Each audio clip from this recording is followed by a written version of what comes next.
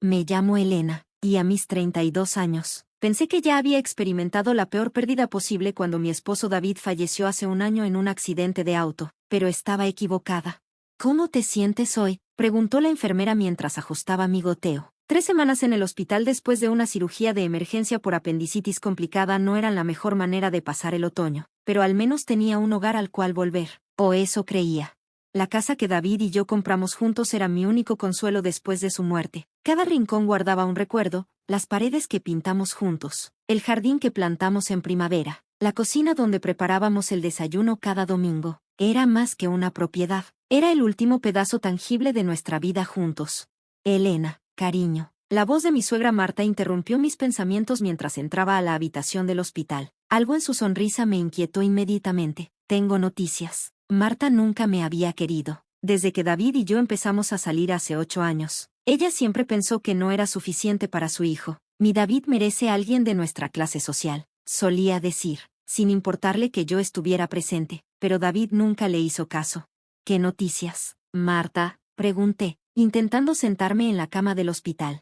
La casa se vendió ayer, dijo casualmente, como si estuviera comentando el clima. Conseguí un buen precio, más de lo que David pagó por ella. El aire abandonó mis pulmones. ¿Qué? ¿De qué estás hablando? Esa casa es mía. Marta soltó una risa fría. Oh, querida, parece que no leíste los documentos con atención. La casa estaba a nombre de David, y como su madre y única heredera legal según las leyes estatales, tengo todo el derecho de venderla. Pero David me la dejó a mí, me dejó todo a mí. Las lágrimas comenzaron a caer por mis mejillas.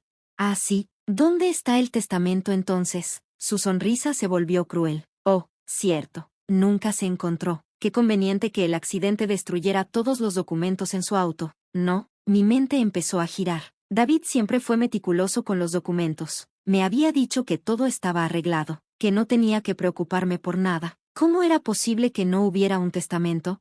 Los nuevos dueños tomarán posesión en una semana, continuó Marta. Así que cuando salgas del hospital, asegúrate de sacar todas tus cosas. Lo que quede será donado o tirado. No puedes hacer esto. Mi voz se quebró. Estoy en el hospital. Ni siquiera puedo moverme. No es mi problema, querida. Tal vez si hubiera sido la esposa que mi David merecía, él habría asegurado mejor tu futuro. Se dirigió hacia la puerta, pero se detuvo para añadir, oh, y los muebles se quedan. Eran de la familia antes de que tú aparecieras. Me quedé sola, con el pitido del monitor cardíaco como único sonido en la habitación. Las paredes blancas del hospital parecían cerrarse a mi alrededor. No solo había perdido a mi esposo, ahora también perdería nuestro hogar, nuestros recuerdos, todo. Esa noche, mientras lloraba en silencio, mi mejor amiga Sara entró a la habitación. Elena, escuché lo que pasó, vine tan pronto como pude. Sara había sido mi roca durante el último año. Después del accidente de David, ella fue quien me ayudó a mantenerme en pie.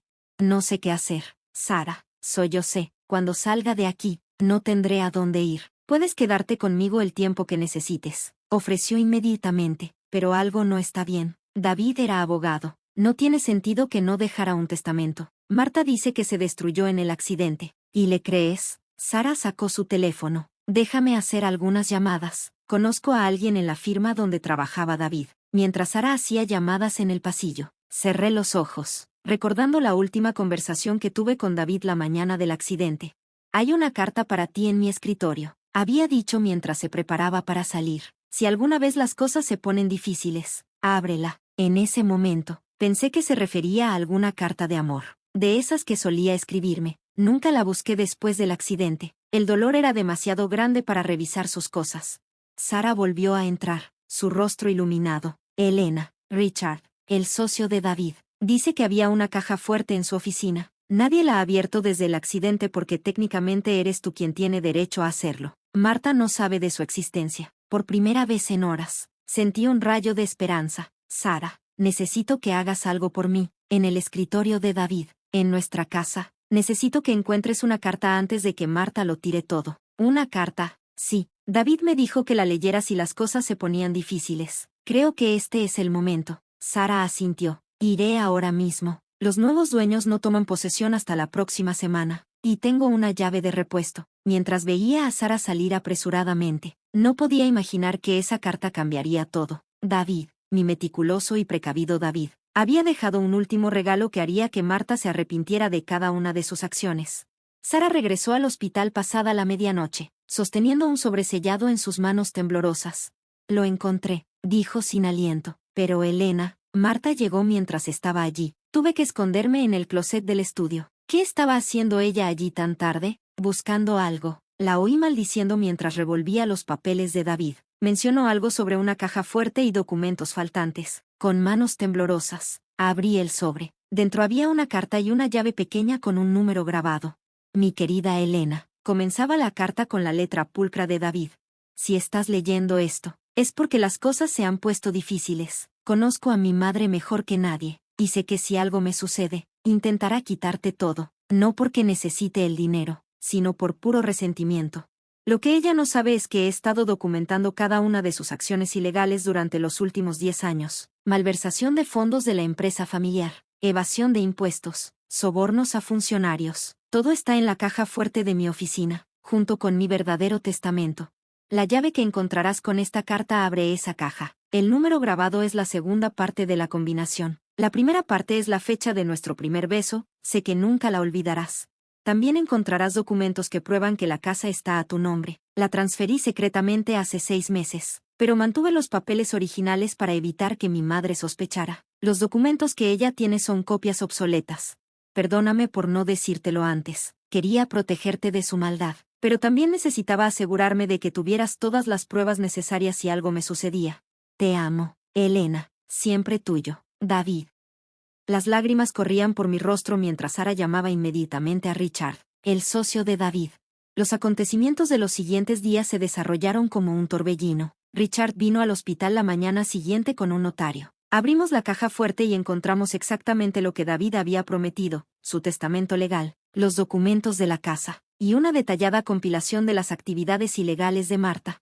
Esto es dinamita pura, murmuró Richard mientras revisaba los archivos. Marta podría enfrentar años de prisión, pero yo tenía otros planes. Programa una reunión, le dije. Quiero ver su cara cuando se dé cuenta de que ha perdido. 2 días después, todavía en el hospital pero más fuerte, recibí a Marta en mi habitación. Ella entró con su habitual aire de superioridad, seguida por el comprador de la casa. Elena, querida, solo vine a asegurarme de que entiendes que necesitas desalojar la casa para el fin de semana. En realidad, Marta, soy yo quien necesita asegurarse de que entiendes algunas cosas. Señalé las carpetas que Richard había dispuesto sobre mi mesa de hospital. ¿Qué es esto?, preguntó, su sonrisa vacilando ligeramente. Tu hijo era más inteligente de lo que pensabas, dije suavemente, y mucho más precavido. Richard comenzó a explicar la situación legal, con cada palabra. Vi cómo el color abandonaba el rostro de Marta. Cuando llegó a la parte sobre los documentos incriminatorios, ella se desplomó en la silla junto a mi cama. No, no puedes probar nada, susurró. Los registros bancarios de las Islas Caimán, los correos electrónicos sobre los sobornos, las transferencias ilegales, David lo documentó todo. Marta, cada detalle. El supuesto comprador de la casa, al escuchar todo esto, se levantó rápidamente. Creo que necesito consultar con mi abogado, dijo antes de salir apresuradamente. ¿Qué quieres? La voz de Marta era apenas audible.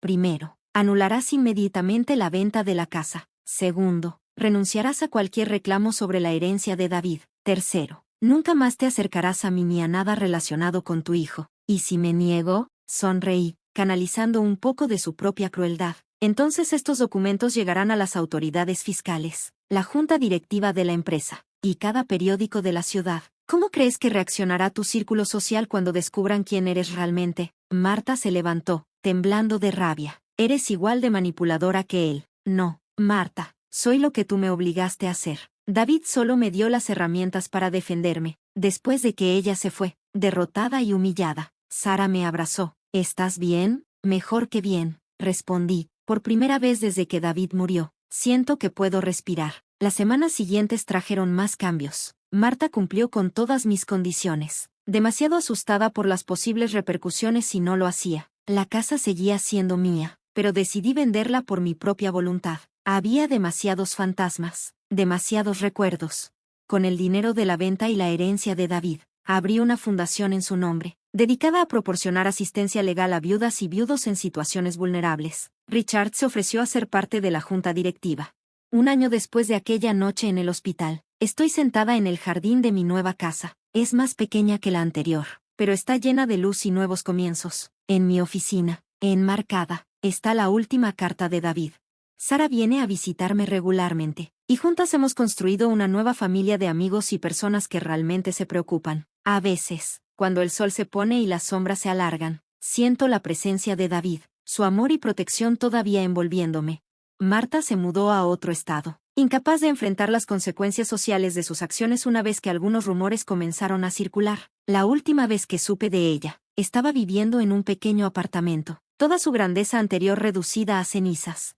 ¿Sabes qué es lo más irónico? Le dije a Sara una tarde mientras tomábamos café. Marta siempre pensó que no era suficientemente buena para su hijo, que no estaba a su nivel, pero al final, fue ella quien no estuvo a la altura de lo que David esperaba de una madre. La fundación ha ayudado a docenas de personas en situaciones similares a la mía. Cada vez que alguien viene a nosotros, desesperado y asustado como yo lo estuve una vez, les cuento mi historia. Les digo que a veces el amor nos protege incluso después de que la persona que nos amó ya no está. En mi escritorio hay una foto de David, sonriendo aquella mañana antes del accidente. Junto a ella, enmarcada, está una cita de su carta que leo cada mañana. El amor verdadero no solo nos sostiene en los buenos momentos, sino que nos da la fuerza para luchar en los malos. Sé fuerte, mi amor. Siempre estaré contigo. Y lo está, en cada persona que ayudamos, en cada vida que cambiamos, en cada momento que elijo la compasión sobre la venganza, excepto con Marta, por supuesto. Siento que su legado continúa. La última vez que visité su tumba, llevé rosas blancas, sus favoritas. Mientras estaba allí, una paz profunda me invadió. Ya no era la mujer asustada en esa cama de hospital, ni la esposa destrozada por el dolor. Era más fuerte, más sabia, y finalmente libre. Gracias, susurré al viento, por amarme lo suficiente para protegerme incluso después de tu partida. En el camino a casa, recibí una llamada de la fundación. Otra viuda necesitaba nuestra ayuda, enfrentándose a una familia política que quería quitarle todo. Sonreí, sabiendo exactamente qué hacer. Porque a veces, el mejor regalo que podemos dar es usar nuestro dolor para ayudar a otros a encontrar su fuerza, y en ese proceso, encontramos nuestra propia sanación.